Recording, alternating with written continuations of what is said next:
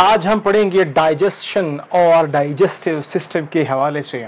Digestion एक अलग सी चीज़ है और डाइजेस्टिव सिस्टम एक अलग सी बात है। इन दोनों बातों को भी सीखेंगे, इन दोनों कंसेप्ट्स को सीखेंगे और साथ में हम जानेंगे कि डाइजेस्टिव सिस्टम कहाँ से स्टार्ट होता है।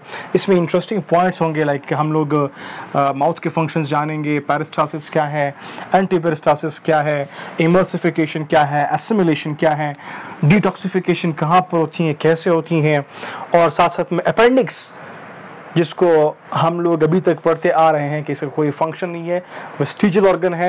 ये भी जानेंगे कि इससे क्या फंक्शंस है या फिर नहीं है, और अगर है तो फिर कैसे हैं।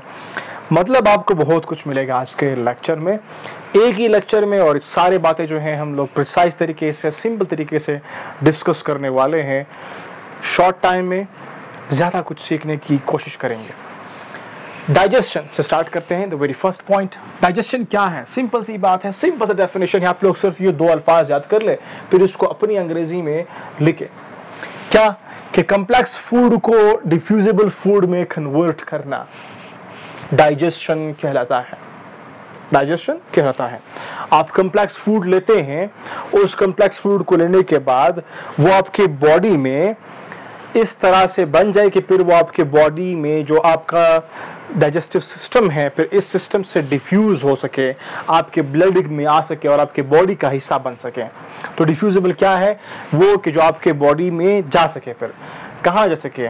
असल में हमारे डाइजेस्टिव सिस्टम से, हमारे इस पूरे डाइजेस्टिव सिस्टम से वो जो खुराक हमने ली होती है उसने एब्जॉर्ब हो जाना है ब्लड वेसल्स में, फिर ब्लड वेसल्स के थ्रू जो है हमारे बॉडी का हिस्सा बनेगा और हमारे सेल्स तक पहुंचेगा।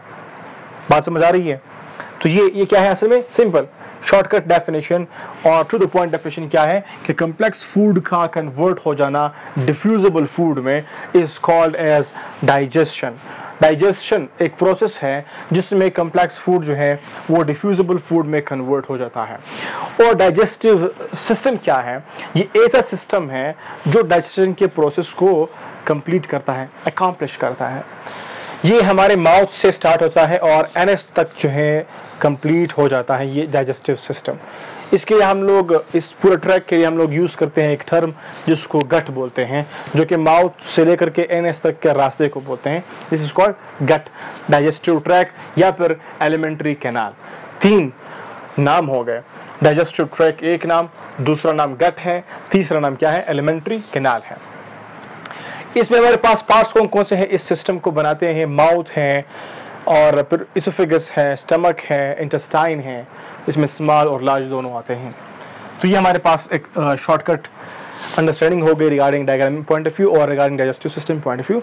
डेफिनेशन हुआ, डाइजेस्टिव सिस्टम का कंसेप्ट हुआ शॉर्ट, और फिर अभी आते हैं टुवर्ड्स द माउथ के डाइजेशन में। अभी पहले हम डाइजेशन को डिस्कस करेंगे, फिर उसके बाद जो डाइजेस्टिव सिस्टम है वो डिस्कस करेंगे।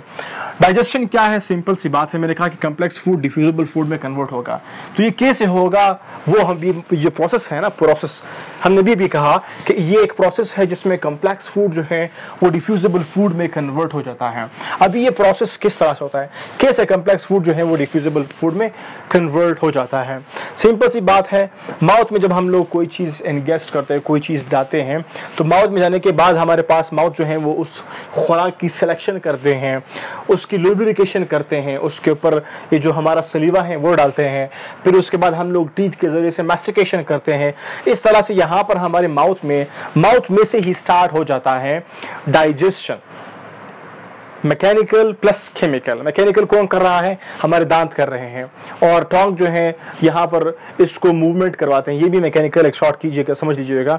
और यहाँ पर सिलेक्शन भी टोंग ही करता है। सलीवा जो है, कुछ हमारे पास ग्लैंड होते हैं, लाइक सबलिंगुअल ग्लैंड्स हैं, मैंडिबुलर ग्लैंड्स है, पैरोटिड ग्लैंड्स है जो हमारे माउथ में होते हैं, ये रिस्पॉन्सिबल है इस सलीवा को प्रोड्यूस करने में। और टीथ, तभी हम समझ गए कि मैस्टिकेशन में हेल्प आउट करते हैं, चबाते हैं इसके थ्रू। और फिर कुछ एंजाइम्स हमारे माउथ में होते हैं, like amylase enzyme, salivary amylase, जो कि सिक्रीट होता है हमारे माउथ ही में, और यहाँ पर से ही हमारे डाइजेशन जो है वो स्टार्ट हो जाता है। मेनली अगर हम बात करते हैं कार्बोहाइड्रेट्स की डाइजेशन माउथ से स्टार्ट हो जाती है। तो ये माउथ के function precise to the point simple way में हो गए। यहाँ पर टीथ आप लोग जानते हैं कि हमारे पास कितने किस्म के हैं? 4 हैं। इंसाइजर्स है, कैनाइन्स है, प्री मोलर्स है और मोलर है। फिर उसकी जो नंबरिंग है वो आप लोग जानते हैं। तो इसकी टीथ की जो फंक्शंस है वो पे आप लोग जानते होंगे, अगर नहीं तो थोड़ी सी आप लोग टीथ के हवाले से जो हमारा वीडियोस है वो भी डिस्कस कीजिएगा, स्टडी कीजिएगा और देख लीजिएगा, वॉच कीजिएगा। वेल, फिर उसके बाद हमारे पास नाली आती है सिंपल। यहाँ पर एक दो अल्फाज आप लोगों को सीखना होगा, लाइक माउथ को जो है, फिर माउथ जो एंट्रेंस का जो कैविटी है इसको हम लोग ओरल कैविटी कहते हैं या बकल कैविटी भी कहते हैं। और बाज बुक्स में बकोफेरेंजियल लिखा होता है, वो इसलिए क्योंकि बकल कैविटी को फेरिंक्स जो बिल्कुल स्टार्टिंग का हिस्सा है इसको मर्ज क्या होता है, इन दोनों को एक जगह लिखा होता है, बकोफेरेंजियल कैविटीज को कहते हैं। तो यहाँ पर माउथ में जब आपने निवाला लिया है ना, जो आपने बोलस लिया है, वो बोलस फॉर्मेशन जब हो जाती है तो फिर वो बकोफेरेंजियल कैविटी के थ्रू जो है आपके एसोफेगस में जाता है। रिमेंबर कीजिएगा कि यहाँ पर जो है बिल्कुल एक एंट्री में एक गेट होता है जिसको हम लोग एपिग्लॉटिस कहते हैं। वो एपिग्लॉटिस जो है आपके इस एसोफेगस के लिए जो है वो हेल्पफुल रोल प्ले करता है। तो एपिग्लॉटिस जो है वो पॉइंट है जहां से आपका जो सांस का सिस्टम है, सांस की नाली है और आपकी जो खुराक की नाली है वो सेपरेट होती है। तो जब सांस के लिए कोई चीज आ रहा होता है तो फिर वो सांस मतलब आप सांस ले रहे होते हो तो वो सांस के नाली में जाएगा, और आप खुराक ले रहे होते हो तो फिर वो एसोफेगस जो है, एपिग्लॉटिस जो है वो फिर जो है गेट ओपन क्लोज होकर के आपकी खुराक को फॉरवर्ड करेगा एसोफेगस में। तो ये सिंपल सी बात अभी जो ये जहन में आ गई तो वो आप लोगों के साथ डिस्कस किया। एसोफेगस में आने के बाद क्या होता है, खुराक जब एसोफेगस को एंटर हुआ, यहाँ पर खुराक जो है उसकी पेरिस्टाल्सिस या फिर एंटी पेरिस्टाल्सिस होती है। ये क्या मतलब हुआ, ये भी इन दोनों पॉइंट्स को समझते हैं।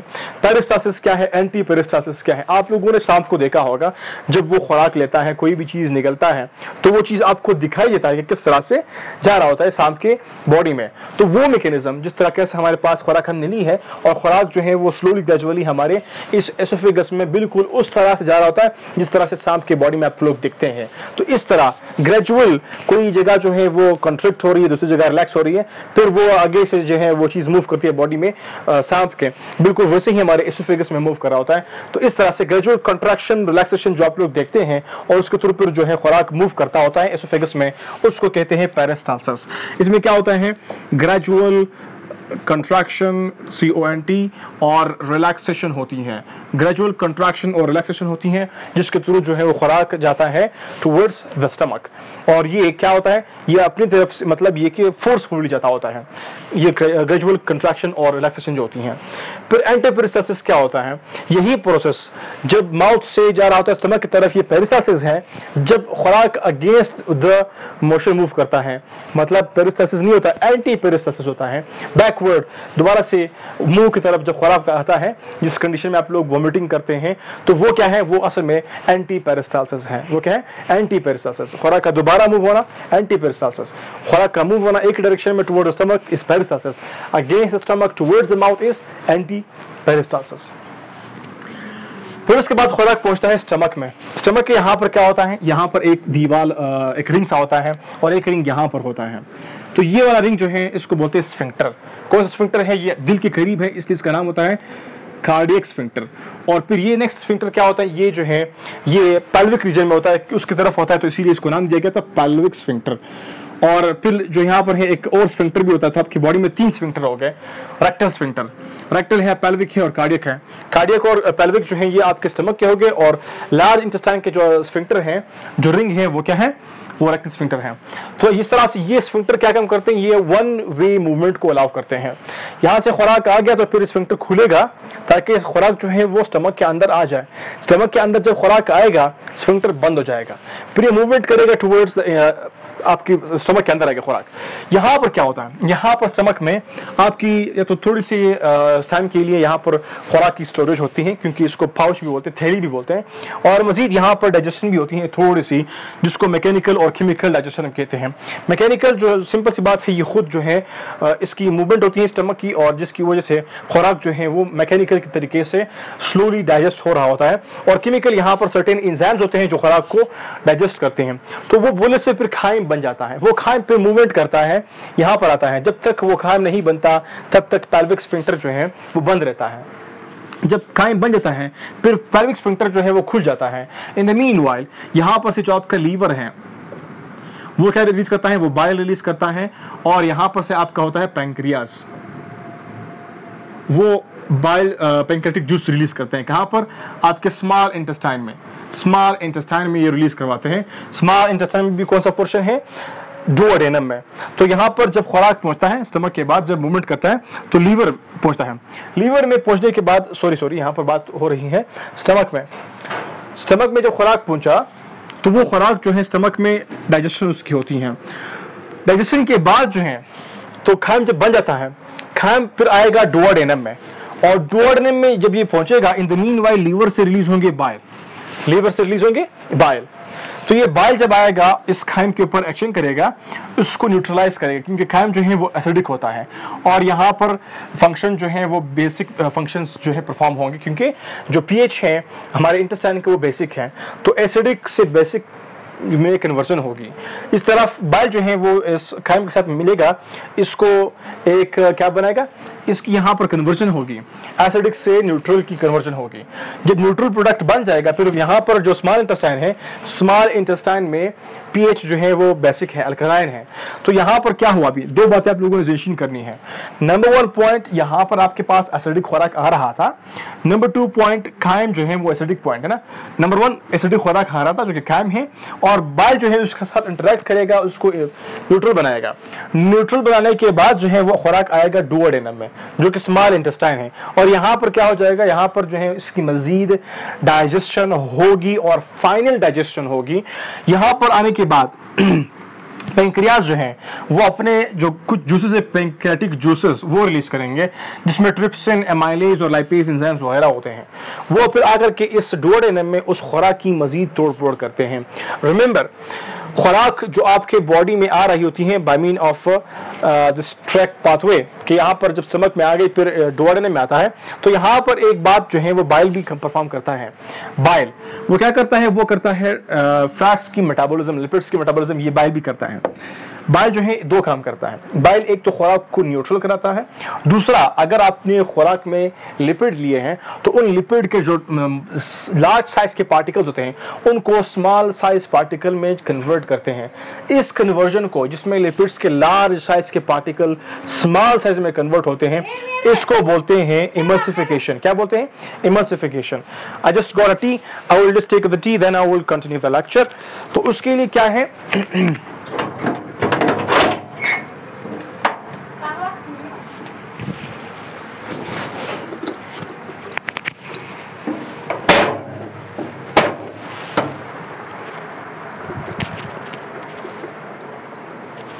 जुनियर,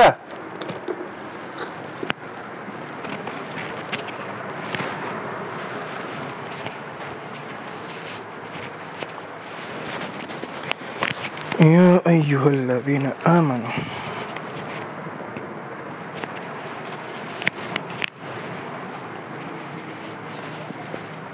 तो हम पहुंचे थे कहां पर कि डुओडेनम में खुराक पहुंच गया। तो खुराक कहां पहुंचा? डुओडेनम में।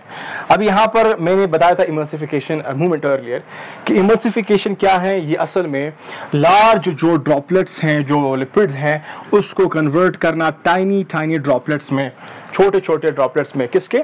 जो लिपिड के आपने खुराक में लिया होता है। तो थोड़ी सी डाइजेशन जो है वो बाइल कर लेता है, फिर उसके बाद जो फाइनल होता है फिर वो लाइपेज हमारे पास अवेलेबल है जो कि पेंक्रियाज से आ रहा होता है। तो पेंक्रियाज से पेंक्रियाटिक जूस में ट्रिप्सिन, एमाइलेज, लाइपेज आकर के डुओडेनम में मजीद जो है फाइनल डाइजेशन कर लेता है, जितनी भी आपने चीजें ली है, कार्बोहाइड्रेट्स है, फैट्स है, वगैरह वगैरह जो भी आपने लिया हुआ है। तो लिपिड्स, फैट्स, कार्बोहाइड्रेट्स की फाइनल डाइजेशन डुओडेनम में हो जाती हैं, जिजोनम में और इलियम में एट द एंड फिनिश। यहाँ पर क्या होता है, फिर मजीद जो है उसकी एब्जॉर्प्शन होती है। जो खुराक है ना, अभी कम्प्लेक्स था, आपने लिया हुआ था, कम्प्लेक्स फैट था, कम्प्लेक्स कार्बोहाइड्रेट थे, तो वो ग्रेजुअली स्लोली जो है वो डिफ्यूजिबल में कन्वर्ट हो गए थे, और कहाँ पर? आपकी स्मॉल इंटेस्टाइन में, और यहाँ पर से जो है फिर उनकी एब्जॉर्प्शन होती है। तो ये मैकेनिज्म, ये जिसमें कॉम्प्लेक्स फूड जो है वो स्मॉल डिफ्यूजिबल कंपोनेंट्स में कन्वर्ट हो गया था, इसको बोलते हैं डाइजेशन। और फिर उसके बाद जो है अभी एब्जॉर्प्शन शुरू होती है।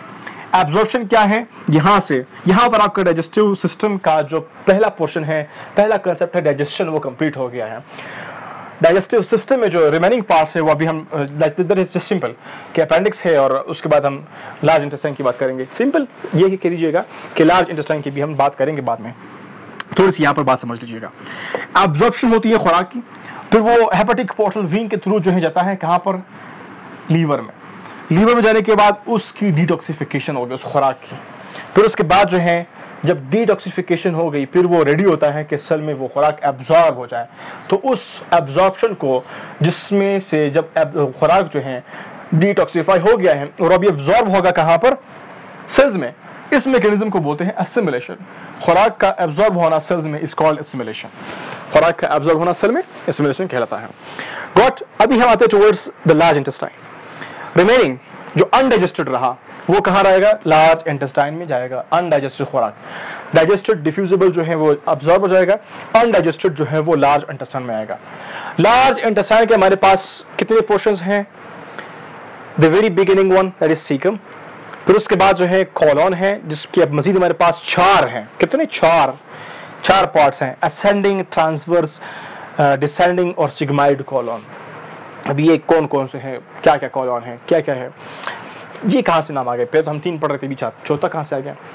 वेल, थोड़ी सी है आप लोगों के लिए मैं मजीद प्रिसाइज रिसर्च करता हूँ तो वहाँ से मैं उठा करके यहाँ पर पुट करता हूँ ताकि आप लोगों को इंटरेस्टिंग इन्फॉर्मेशन और अपडेटेड इन्फॉर्मेशन मिलता रहे।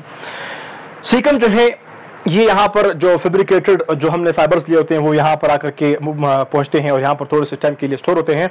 रिमेंबर, ये एक कनेक्शन है between the small intestine and large intestine. और फिर यहाँ से ही जो हमारे पास अपेंडिक्स जो है वो भी निकलता है और यहाँ पर मौजूद होता है। अपेंडिक्स स्मॉल पोर्शन होता है। और फिर इसके बाद क्या होता है, खुराक जो है मूवमेंट करता है through the ascending colon, ascending ऊपर की तरफ मूव करना, ट्रांसवर्स कॉलॉन है इस तरफ आता है, फिर डिसेंडिंग कॉलॉन है। और फिर यहाँ पर एक शेप सा बनता है, देखो इस तरह से यूं, तो ये यूं शेप, एस शेप है, तो इसको इसीलिए सिग्मॉइड शेप कहा गया है। और ये पोर्शन जो है इसको सिग्मॉइड कॉलॉन भी कहते हैं। सिग्मॉइड पोर्शन है जो कि कॉलॉन का एक पोर्शन है, कॉलॉन पूरा है, सिग्मॉइड एक पोर्शन है। तो असेंडिंग हुआ, ट्रांसवर्स हुआ, डिसेंडिंग हुआ और सिग्मॉइड हुआ। आखिर में जो है रेक्टम है। फिर रेक्टम में क्या होता है, यहाँ पर बात समझ लीजिएगा कि बहुत से जो वाटर हैं और मिनरल्स हैं उनकी रीअब्जॉर्प्शन होती है from the colon, large intestine. फिर उसके बाद जो है जो रेक्टम है वहां पर जो है वो जो बाउल है, जो अनडाइजेस्टेड मटेरियल पहुंच गया है उसको म्यूकस चढ़ाता है ताकि खुराक निकलते वक्त आसानी से जो है वो निकले, अनडाइजेस्टेड फूड जो है वो आसानी से निकले। तो इस तरह से फिर रेक्टम के थ्रू जो है वो खुराक आसानी से निकलता है।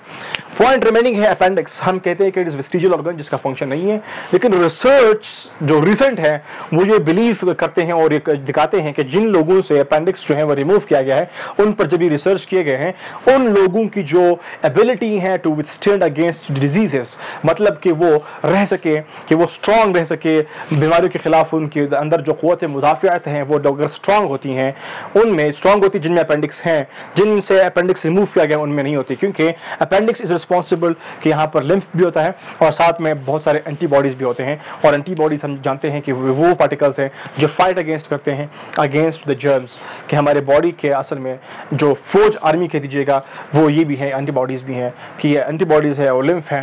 तो हम जानते हैं कि ये हमारे लिए हेल्पफुल है, लिम्फ और एंटीबॉडीज रिस्पॉन्सिबल है हमारे बॉडी को इम्यून रखने में। तो अगर ये हमारे बॉडी से कम हो जाते हैं तो जाहिर सी बात है हमारे बॉडी की जो फाइटिंग की एबिलिटी है वो भी कम हो जाती है। तो रिमेंबर सिंपल पॉइंट कि जिनमें से अपेंडिक्स रिमूव किया गया था उनकी जो फाइटिंग एबिलिटी थी या उनकी जो हेल्थ का कंडीशन था वो थोड़ा सा वीक हो गया था एज कंपेयर टू वो कि जिन लोगों में से अपेंडिक्स रिमूव नहीं किया गया था या जिनमें अपेंडिक्स अवेलेबल हैं। तो this is all about the digestion and digestive system. कोई क्वेश्चन है drop in the comment box and thank you for watching.